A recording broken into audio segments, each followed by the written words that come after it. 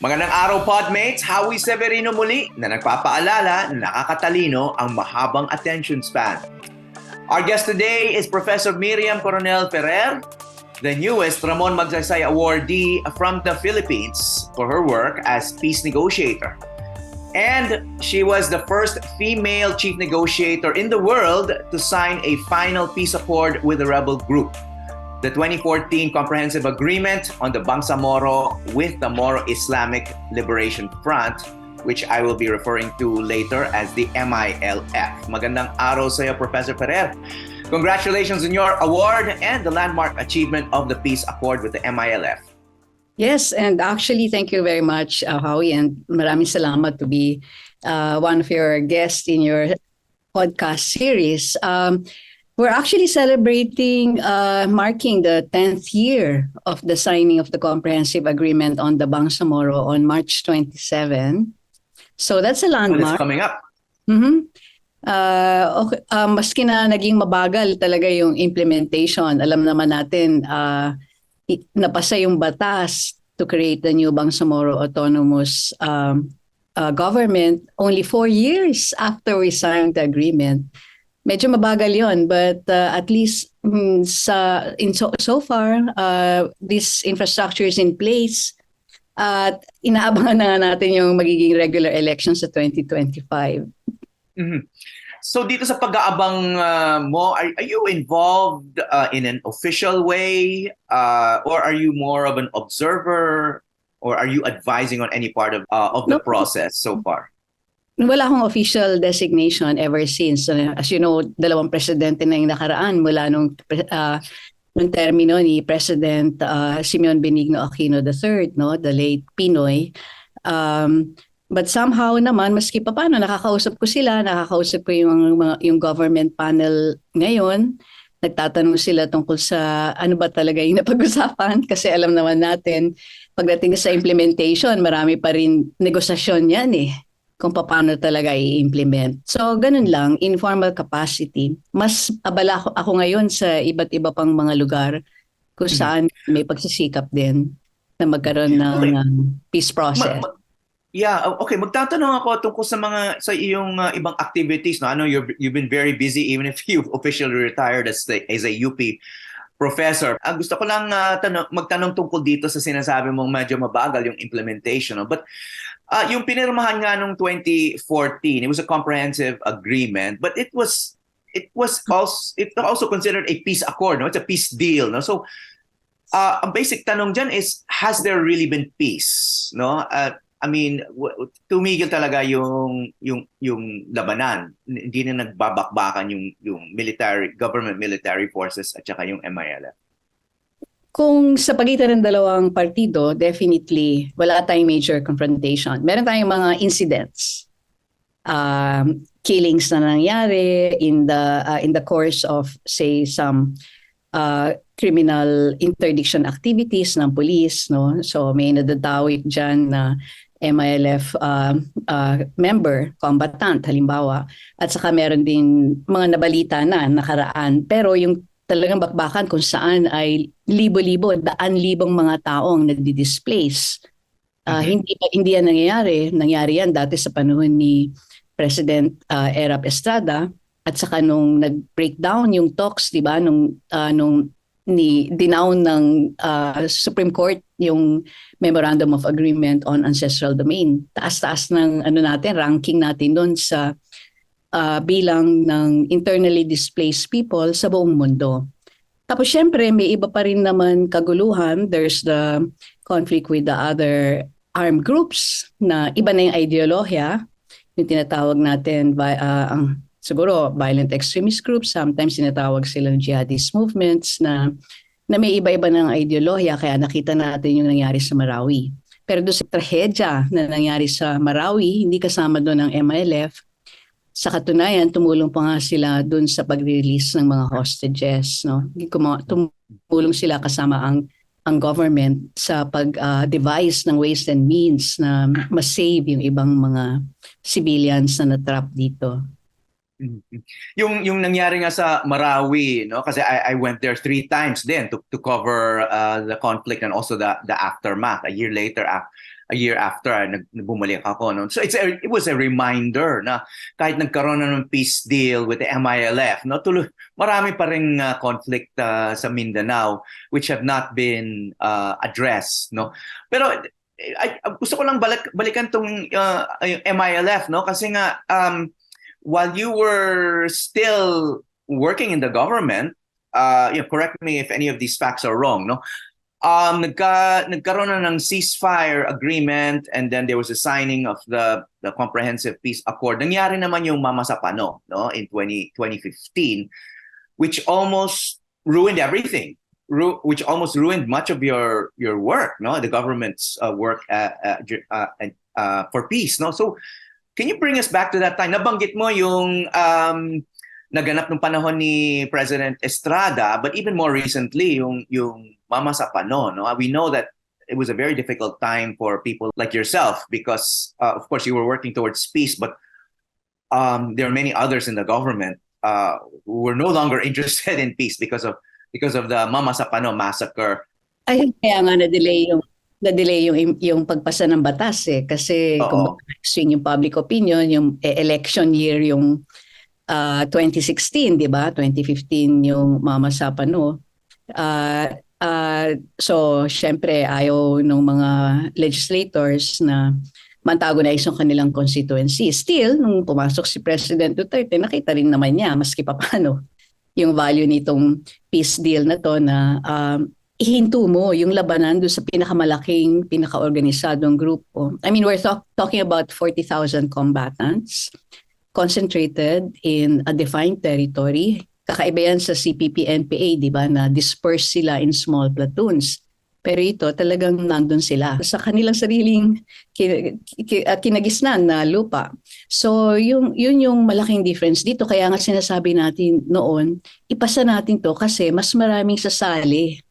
You will radicalize the others who have lost hope in a peaceful political process in reforms that you can do through legislative reform, institutional reform, at saka power sharing arrangements to really democratize then and to allow for inclusion of other excluded groups historically. So ganun yung ano natin. Unfortunately, na-delay yan. Kaya nga itong nangyari sa Marawi, meron pang mga president events, di ba? Yung siege ng Butig municipality ng Dawa Islamia, yung Maute Brothers, halimbawa. Nagsisignal na yan na medyo meron na talagang bumigay dito sa more moderate track na nationalist, ethno-nationalist yung goal nila. Yung BIFF na humiwalay noong 2010 right after yung MOA AD na 2008, hindi na nga nahabol yun sinubukan din habulin.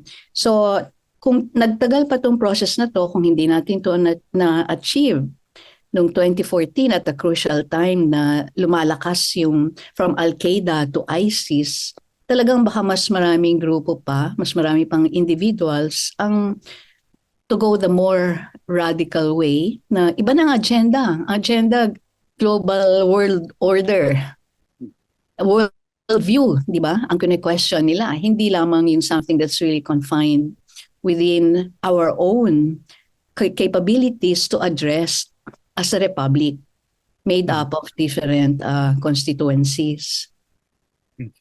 What you're saying now sounds very sensible, no? But in 2015, it was a very emotional time, and sometimes during very emotional times, after all, yung gobyerno namatayan ng SAC-44, no? They were considered heroes at that time. There was a lot of pressure to resume fighting and just to disregard the peace process. Pero noon, you were one of the voices saying, no, let's stay the course. Obviously, there was a bigger picture which you just described, no?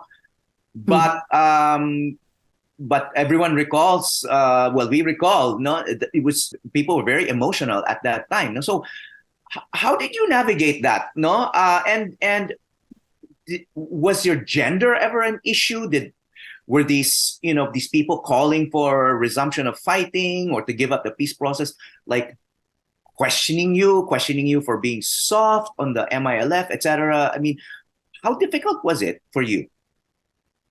Obviously, any woman put in the public sphere or sa public space gets all of these sexist remarks. And that's true for everyone. Maski presidente ka, prime minister ka, lahat sila naranasan nila yan.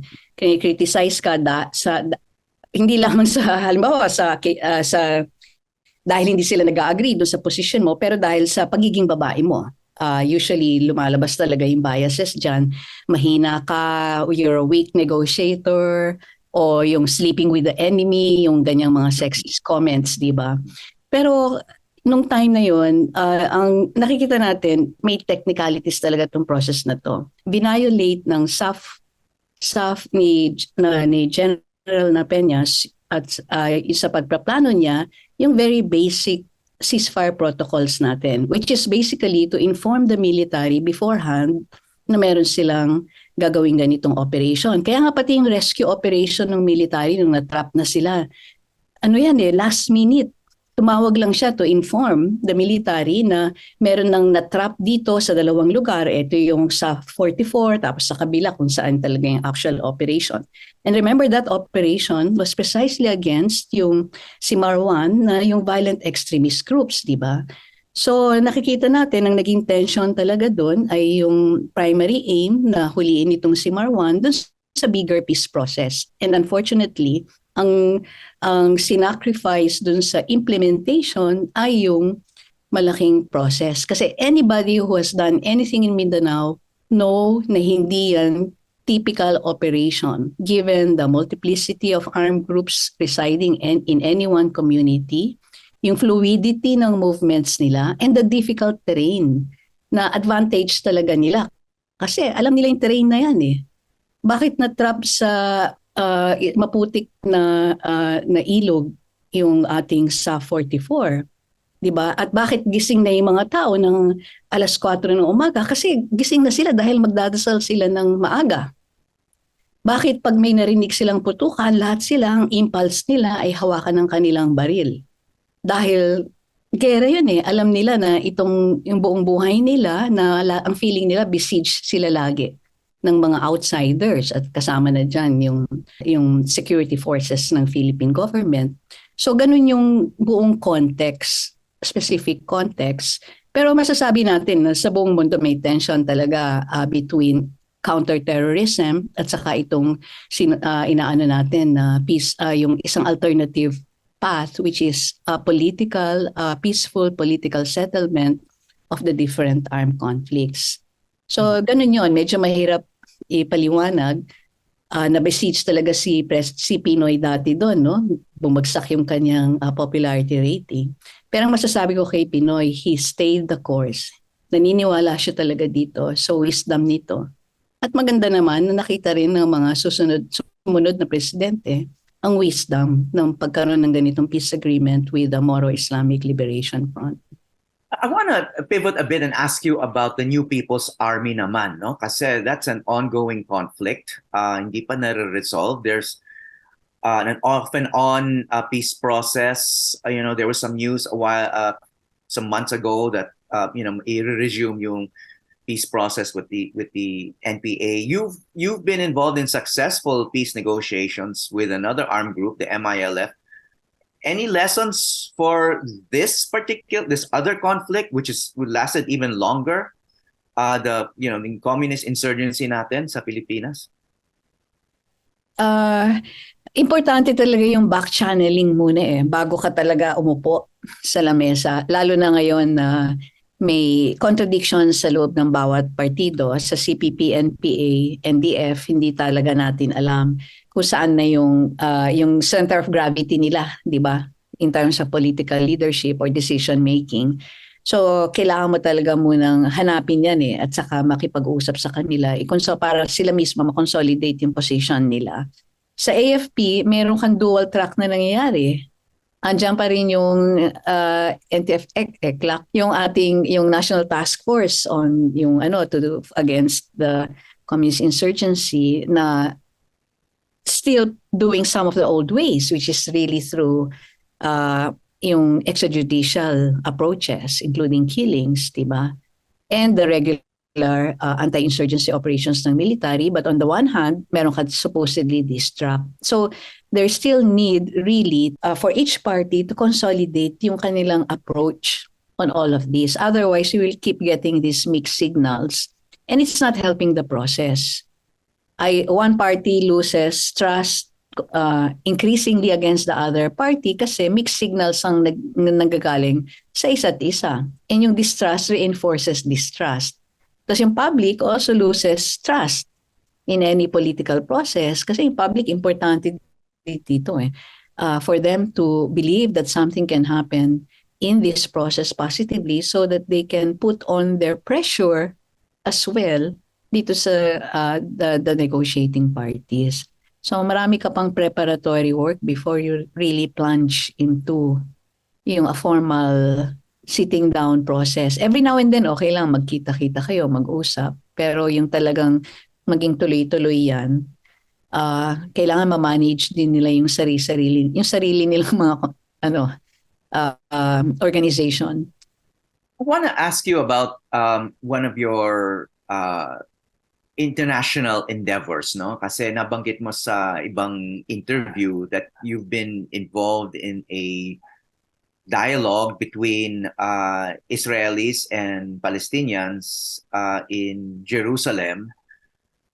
Of course, that's an ongoing conflict right now, and we know that in recent months there's been a severe global backlash against Israel for its military actions in Gaza, which is still ongoing. But if you talk to the pro-Israel side naman, and then including the Israeli embassy here in Manila, they will show you videos of what Hamas did in Israel back in October. Kind of saying, ginawa ito ng Hamas sa Gaza, so we don't have any choice. This is a kind of a survival for us, no? But of course, what they're doing is being opposed by a lot of peace advocates.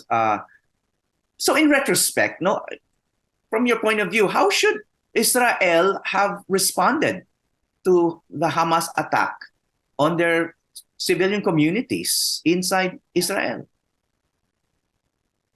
One is, if you have hostages, how do you negotiate the release of your hostages? Do you imagine na lang kung ang situation, no, may hostages ka, do you really bomb the whole place to release your hostages? In fact, you're endangering your own hostages. And nakita nga natin, meron ng mga unfortunate incidents na nangyari where Israeli soldiers actually killed two hostages, di ba? Tapos if flush out mo yung tunnel, lalagyan mo ng seawater. Kung nasa tunnel yung hostages mo. It's so apparent now that there's a contradiction between the approach that Israel is doing doon sa supposedly primary aim to release the hostages. Even the families of the hostages are angry with Netanyahu dahil nga precisely hindi naman yun yung nagiging primary consideration dun sa war track ng Israel. Second, it happened because there are clear security issues being faced by both sides. Israel wants to exist as a state. Palestine no longer wants to be under an occupation and wants to recover based on international law yung kanilang homeland. So that's the bigger problem. At the end of the day, hindi naman to issue between the hostages and the political prisoners na ang dami-dami na. In the last few months, lalong dumami pa yung political prisoners na Palestinians. And not about Gaza, but also in the West Bank where this occupation is really moving forward, no, taking advantage of the war in Gaza. Yung mga settlers na nagdi-displace pa ng maraming Palestinians so sa kanilang yung mga fields nila where they raise their sheep. I think it's even in the news the last few days. So yun yung issue dito. It's the bigger question of how can the two states really peacefully coexist, and then papasok ka sa usapin ng boundaries which we experience in the case of the MLF, kung magkakaroon ka ng Bangsamoro Autonomous Government, alin-alin ang mga kasama dyan, di ba? May tension between those, nag-iba na yung demographics, naging majority non-Moro na. So, ganun din sa issue sa Israel and Palestine. Paano yun? Kung may settlements ka na dyan, yung dating territory na under the 1967 deal, wala na bawasan na ng gusto dahil inoccupy na nga ng Israel. So, it's going to be tough.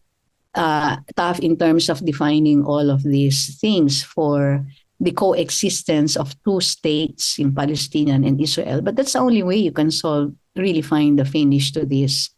For the longest time, nakalimutan na ng international community yung ganong klaseng resolution eh. Napunta siya sa back burner. And then at the same time, nagpatuloy yung expansion ng Israel sa kanilang settlement. And then you have this situation now. How do you end it? You really have to stop the war, address the humanitarian situation, deal with the hostages and the political prisoners, and move on to address the real political settlement between the two. So, ganun, there's no other way. Mananalo ba ang Israel dito sa gera nila? Ma-occupy ba nila talaga yung buong Gaza? Parang hindi rin mangyayari eh. Hindi rin papayag ang international community. Even the US is saying na we will not support your invasion of Rafah. But now the US sees that it cannot even control Israel. I want to bring the conversation now closer to home. I mean, literally your home, your family life, no? Kasi in a recent interview, you talked about your father, the late Dean Antonio Coronel, who was a prominent criminal lawyer for decades, and you talked about the time he convened like a family meeting to talk about taking on a new client. His taking on a new client who was General Fabian Ver, who was then very close to then President Marcos, whom you, as a young activist and other members of your family, presumably including Sheila Coronel, your sister, so you talked about learning important lessons then, kasi your father was lawyering for the other side, kumbaga, no? Take us back to that time. I mean, walk us through that disagreement, because many families now are going through similar political disagreements. You know, the last presidential election divided many families who voted differently, who sided with different camps. And it was a very emotional election. It probably will not be the last time we'll have an emotional, political episode that will be divisive. So tell us how that was handled, between you and your family and your father. Well, we were students at the University of the Philippines at the time. My sister and I, and even several cousins who were living at home, and basically all of us became activists. The whole clan on my mother's side were all my cousins. We were all active in the movement, no, against the dictatorship at the time. But what I saw was how other families were treating their children who chose to be politically active. I have friends who were really terrorized by their parents to stop their activism. Yung iba, kunikwento nila, paano sila kinukulong sa bahay, paano sila basically halos tinatali para hindi makalabas. One good friend was whisked off to the United States para just to take him out of the, a very dangerous situation for being politically active. But our parents allowed that. They knew we had people coming to the house, eating, staying on, meeting the whole night, do sa library ng tatay ko noon, because he had this law office at home, attached to our house.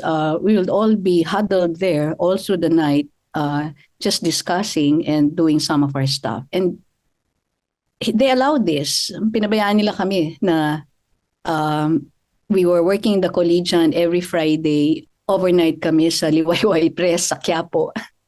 And so pagdating dun sa personal choices, I think basically in-ingrain sa amin yung a very liberal framework. You can think freely, you do freely, you aim for what you want to be freely. And I didn't feel at the time that I was in a position to tell my father, given what he wanted to do for himself as a professional lawyer. My father was offered the job by Marcos, but he refused it because he did not see himself really being part of any government. Ang talagang profession niya is to be a lawyer and to excel in it. No, lalo na sa interrogations. I think he was well known for how effective he was in cross-examination. Eventually, he even cross-examined Cory Aquino in the case against Louis Beltran. When Louis Beltran wrote in his column na during the 87 coup, which one was that? Cory hid under the bed, and Cory was so incensed. She pointed out that there's no under the bed. There's a picture in the newspaper where the bed actually was covered by wood, diba? I remember. And Louis Beltran was a friend of my father. They come over to our house, have breakfast. Many people, even si Burgos. Joe Burgos of Joe Malaya. Burgos. Yes, we grew up Editor with of Malaya. all sorts of guests in our house. Some of them becoming anti-Marcos, some of them very, very pro-Marcos. So that was the atmosphere when we were growing up. Some of them criminal clients of my lawyer, my father lawyer, the lawyer, mahirap sabihin yung criminal law lawyer, kung ano. But in any case, we saw all these kinds of people when we were growing up, and they sort of welcomed into the house, and our parents welcomed our friends too. So when the time came when he was asked to defend General Ver, of course, General Olivas was a friend of the whole family is a friend of ours. They lived in the neighborhood. We played with their children when we were young. But yeah, so for me at that time, he had to make the choice himself, and I knew he wanted it. And he allowed me to do what I wanted to do, and I could not stop him from also performing, which he liked to do as a lawyer in the courts. Okay, now you are a parent and a grandparent. How do you navigate or negotiate political disagreements within your own family? I know you have voting age grandchildren now, diba? I saw her in the video. I have a granddaughter who's in college. And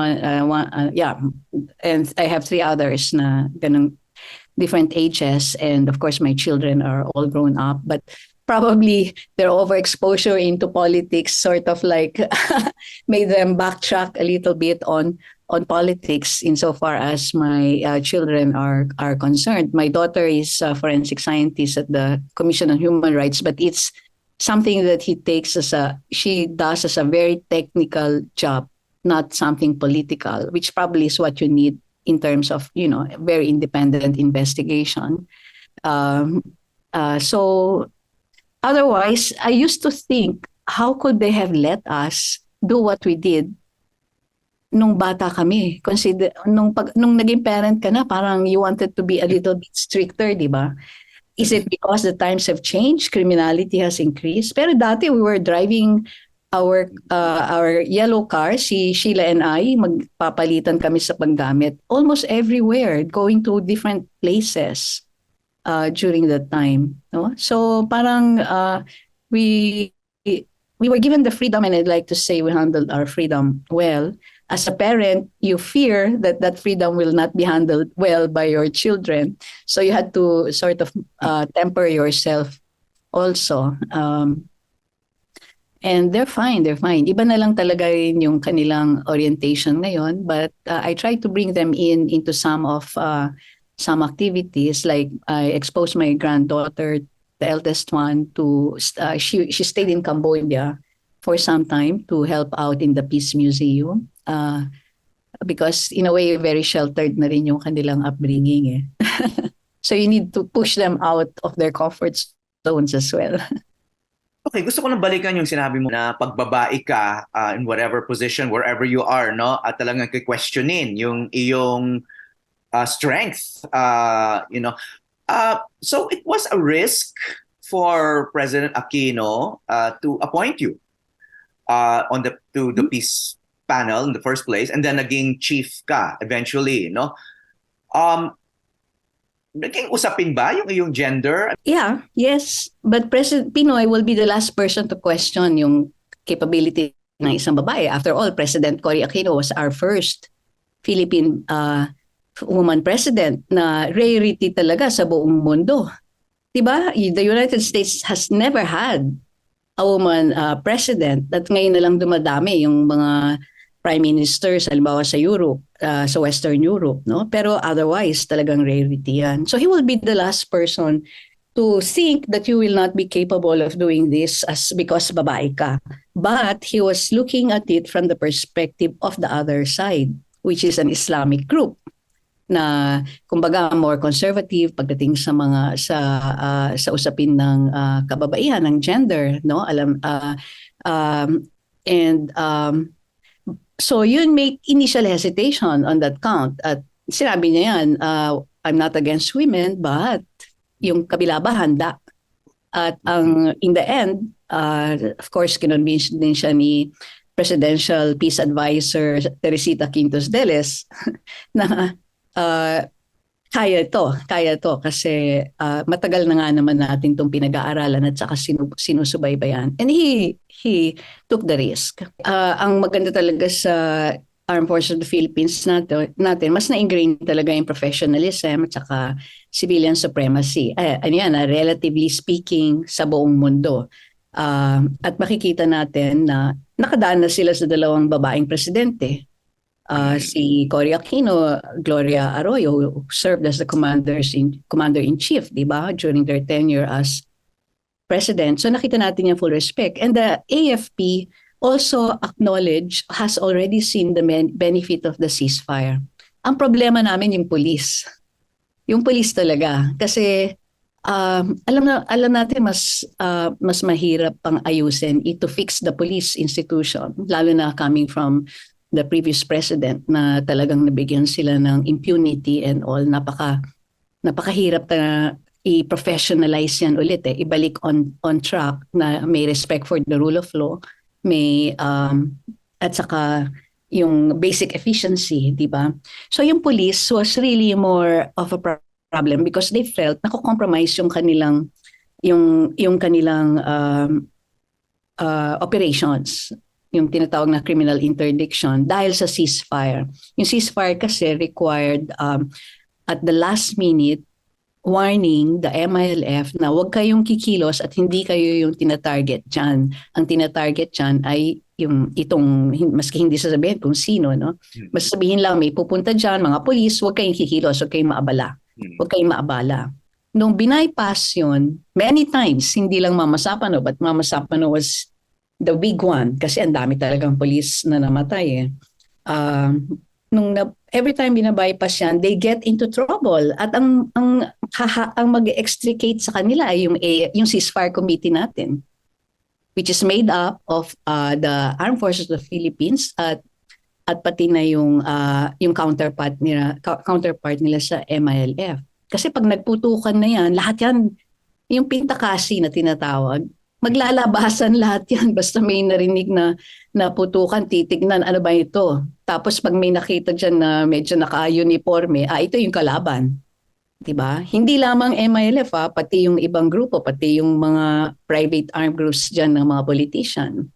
So, yun yung naging problema natin. Kaya nga marami kaming ginawang sessions sa police eh. Pero ang hirap talaga ipaliwanag sa kanila. Magpaliwanag na ganito yung protocol. Tapos dahil may mga direct experience sila ng, sabihin mo na, violence, ang lakas talaga ng bias nila against Muslims. may isang forum, tandaan ko na mini-meeting namin yung iba't ibang commands ng police sa Mindanao para explain ano ba itong peace process na to. May tumayo talaga na kinikwento niya yung buong history ng violence na dinanas ng pamilya nila laban doon sa mga indigenous communities doon na mga Muslim. So ganun talaga katindi.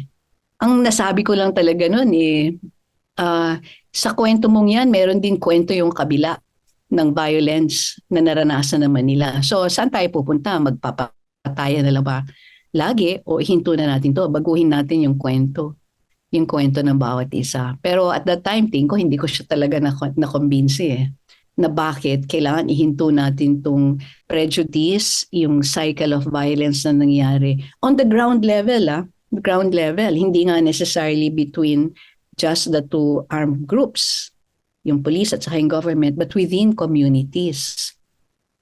And sa ngayon, maski na hindi na nga nagbabakbakan, nakita natin marami pa rin sources of violence sa loob ng lipunan, no? Yung tinatawag natin horizontal violence within society itself. Kasi talagang hindi mo matitigil yung competition over lupa, over elections, etc. Pero ang end-all goal natin dyan ay hindi idaan sa baril ang pag-resolve ng conflict. Idaan sa tamang proseso. So dito sa mga proseso na to and all, your interactions with these armed groups, was being a woman ever an advantage? Were there advantages to being a woman? You mean armed groups na MILF? Oh, well, let's start with the MILF. Kasama police. I think naman kasi makikita kung sa police, halimbawa, yung session na yon, yung kwento ko, no? Dinadaan natin sa reason, sa rationality, di ba? Kasi gusto natin lumawak yung pag-iisip nila kung paano talaga titignan itong mahabang problema natin sa ating mga kapatid na Moro. Pero nung bandang huli, yung kasama kong general na kabahagi ng aming team, ang sinabi lang niya sa kanila, ito yung order ng presidente, sumunod kayo. Which is basically, totoo rin.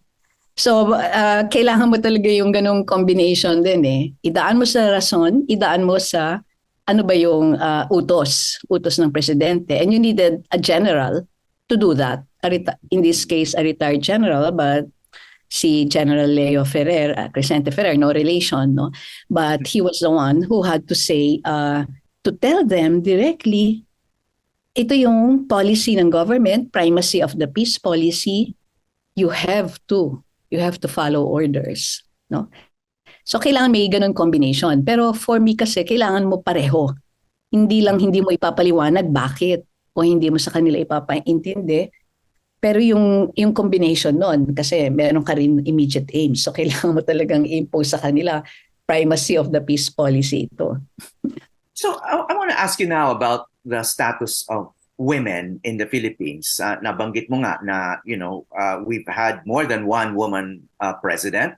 Currently we have a woman vice president. The runner-up in the last presidential election was a woman. 15 million voted for Leni Robredo. So and if you look at global rankings, lagi tayong mataas pagdating doon sa mga global gender gap, etc., and other indexes, no? But there are a lot of remaining gender issues, no? So do you find any contradiction here between itong yung ranking halimbawa ng Pilipinas pagdating dito sa mga gender equality, gender gap indexes, and and these constant reminders na there are a lot of challenges facing women in the Philippines? Siyempre, andyan pa rin yan kasi may cultural biases ka. Nagbabago-bago yan sa iba-ibang mga subcultures natin, sa indigenous communities natin. Talaga, halimbawa, in tribal of elders, mostly, at talagang basically lalaki ang mga yan, di ba? So dalawang categories yan. Seniority, kaya nga yung mga kabataan natin, the youth are also speaking up and asserting their voices. Tapos yung pangalawang category, yung gender, dahil nga traditionally lalaki yan. But marami nang nag-break ng glass ceilings na yan unti-unti na nag-open up na yung consciousness din ng mga tao. And only because women have proven that they can do the job.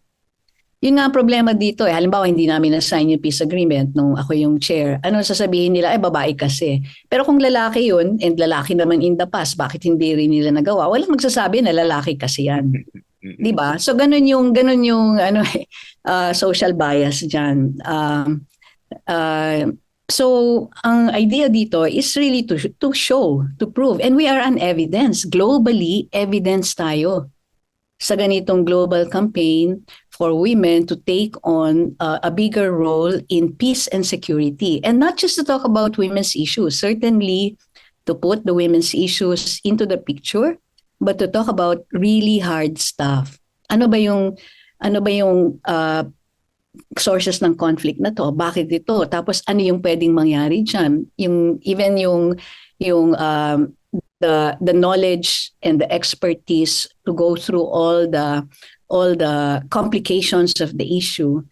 The more women are able to precisely show the world that women can do it, then it becomes less and less of a problem kasi nanonormalize yung role ng ganitong kababaihan at hindi na lang yung mga ine-expect na ma-appoint dyan sa kung saan mga delikadong mga missions, halimbawa, ay ang unang mahahanap ay mga kalalakihan. Dami na rin yung mga babae na nandyan sa listahan. Pero syempre kailangan mo ng leadership na may ganun klaseng consciousness.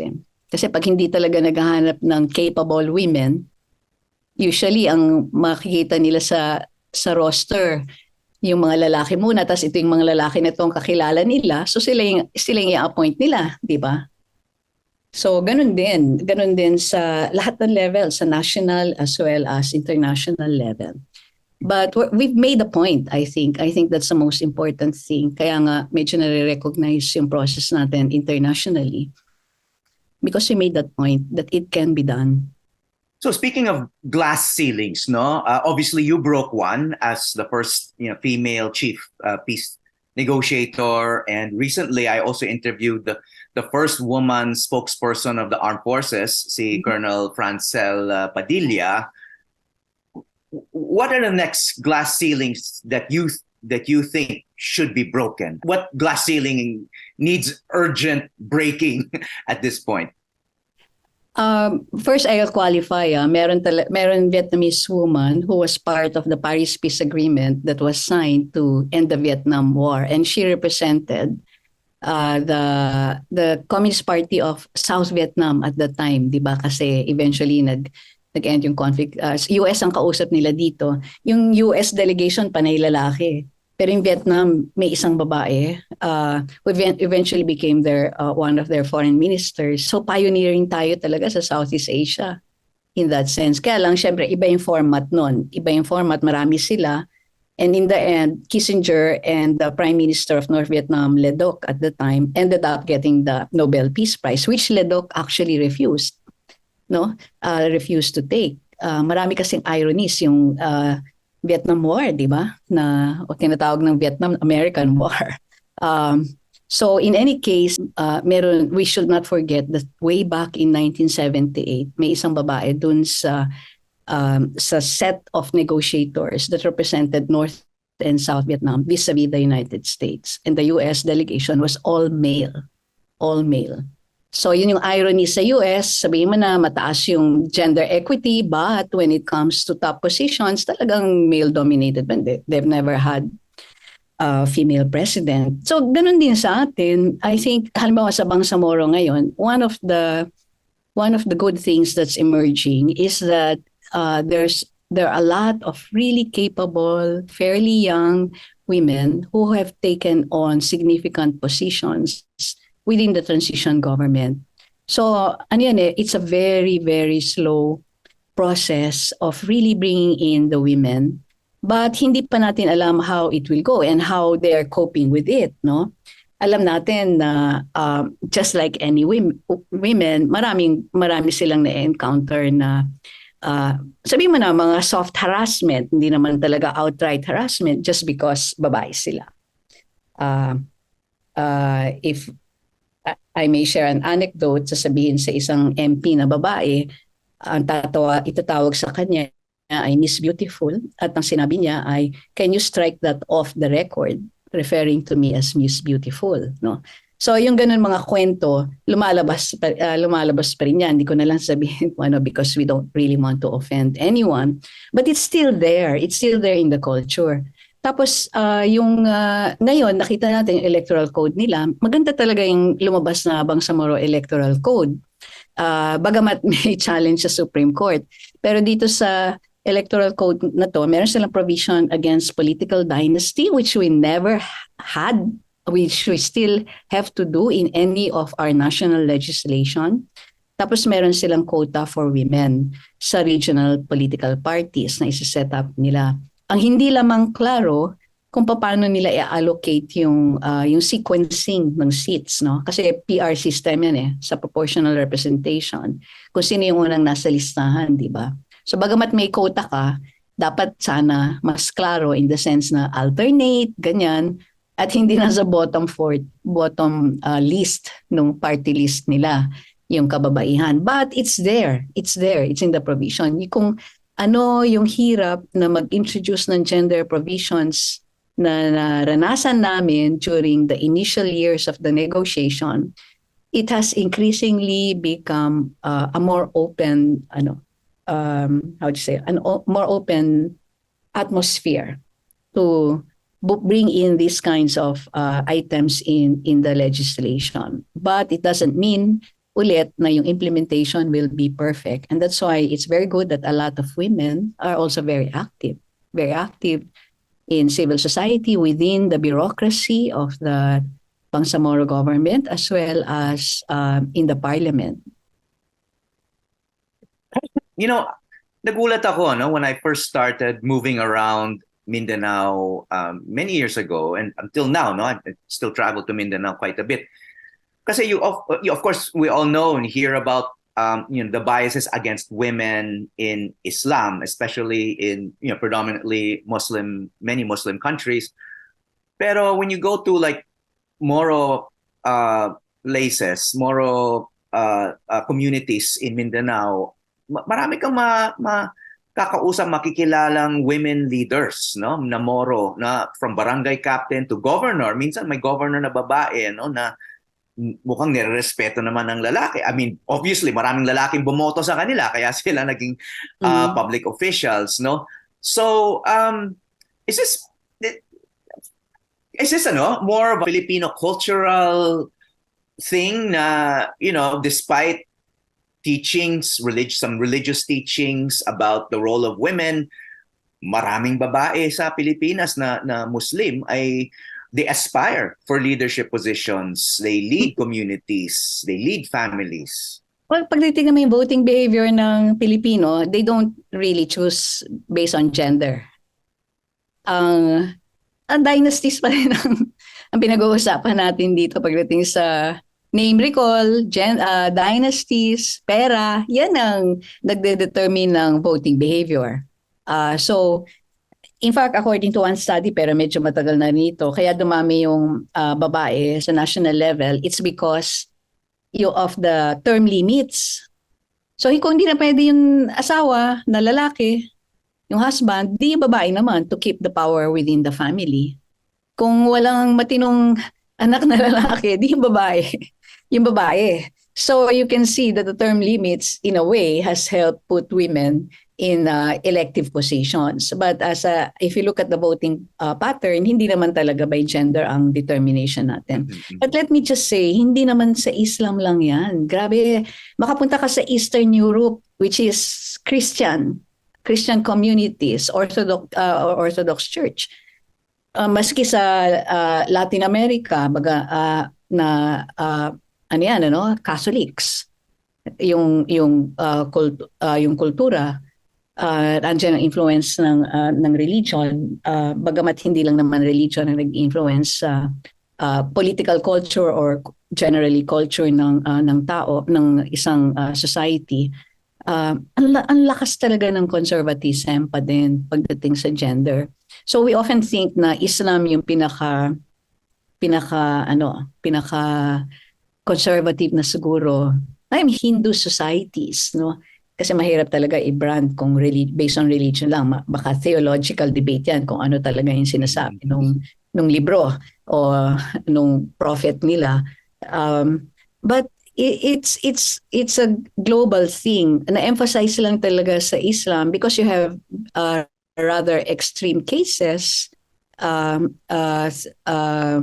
sa mga ilang countries na nag-impose ng certain way of dressing and certain prohibitions on women. Alam natin na halimbawa yung Taliban, for example.